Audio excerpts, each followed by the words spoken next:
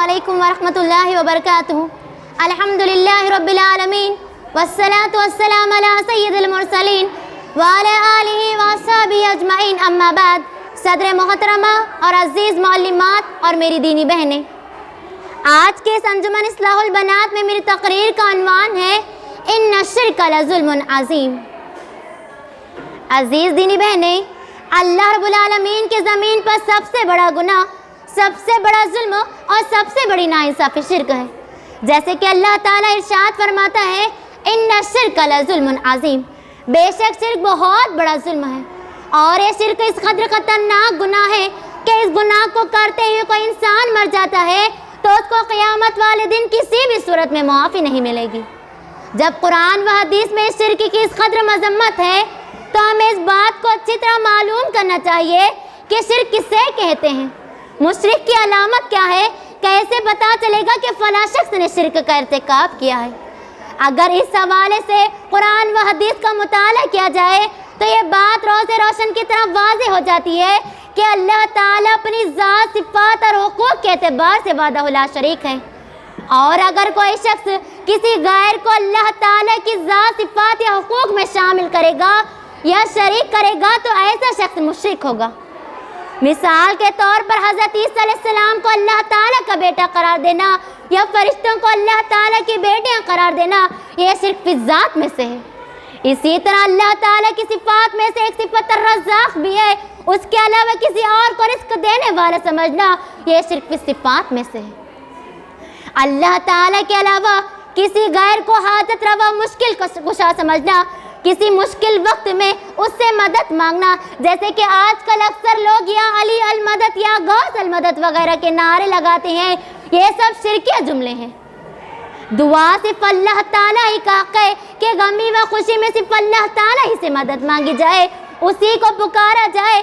اگر کوئی شخص کسی مشکل وقت میں اس سے مدد مانگتا ہے تو اس نے اللہ تعالیٰ کے ساتھ شرک فی الحقوق کا ارتکاب کر لیا۔ عزیز دینی بہنیں، آج میں آپ لوگوں کے سامنے مضمون کیوں بیان کر رہی ہوں؟ خدا کی قسم، اس کی وجہ صرف اور صرف یہ ہے کہ اس وقت مسلمانوں کی اکثریت شرک جیسے خطرناک مرض میں مبتلا ہو چکی ہے۔ رات دن شرک کیا جاتا ہے اور ہر قسم کا شرک کیا جاتا ہے۔ آپ حیران ہوں گے کہ ہمارے یہاں صرف فقیروں کی نہیں بلکہ تصویروں کی بھی پوجا کی جاتی ہے۔ اپنے گاڑیوں میں اس عقیدے سے کالے رنگ کی ٹانکی باندھی جاتی ہے کہ یہ ہمیں نظر بد اور حادثے سے بچائے گی۔ اپنے گھروں میں پیروں فقیروں کی تصویریں اس نیت سے لگائی جاتی ہے کہ اس کے وجہ سے نظر کرم ہوگی اور آنے والی آفتیں ٹلتی رہیں گی۔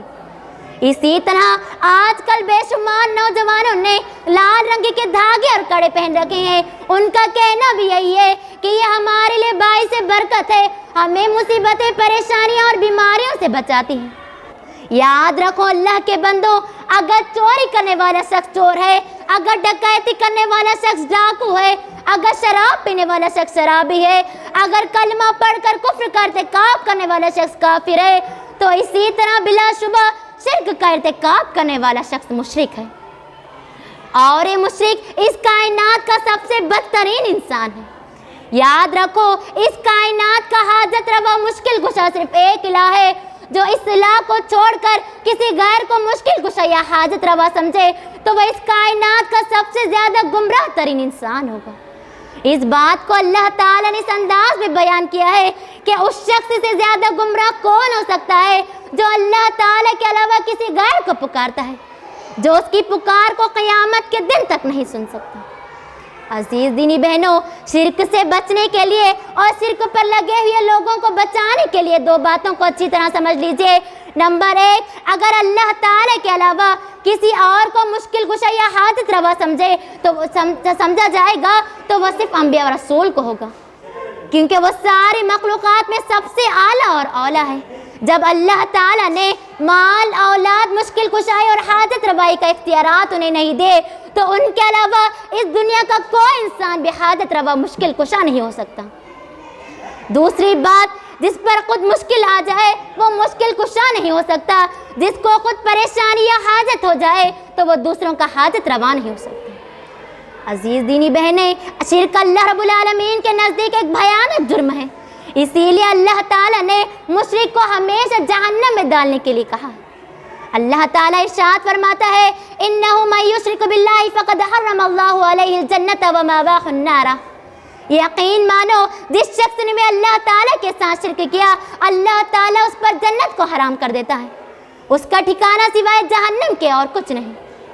حضرت عبداللہ بن مسعود رضی اللہ عنہ سے مروی ہے کہ نبی کریم صلی اللہ علیہ وسلم نے ارشاد فرمایا جس شخص کی بھی موت اس حالت میں آئے کہ وہ اللہ تعالیٰ کے علاوہ کسی اور کو شریک کرتا ہے تو وہ جہنم میں جائے۔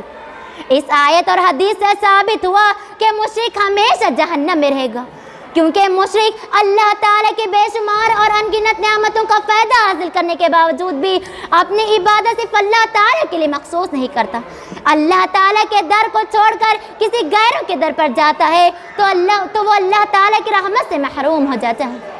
عزیز دینی بہنوں، میرا خلاصہ کلام یہ ہے کہ شرک ایک بہت بڑا گناہ، بہت بڑا ظلم اور ناقابل معافی جرم ہے، اسی لیے اللہ تعالیٰ نے اس سے بار بار منع کیا ہے اور اس کو حرام قرار دیا ہے۔ تو ایسے میں ہم مسلمانوں پر یہ لازم ہے کہ ہم اپنی ساری باتیں صرف اللہ تعالیٰ ہی کے لیے کریں، اس میں کسی غیروں کو شریک نہ کریں، اللہ تعالیٰ ہی کو حاجت روا، مشکل کشا، بگڑی بنانے والا داتا سمجھے، اس کے علاوہ کسی اور کو نفع و نقصان کا مالک تصور نہ کریں۔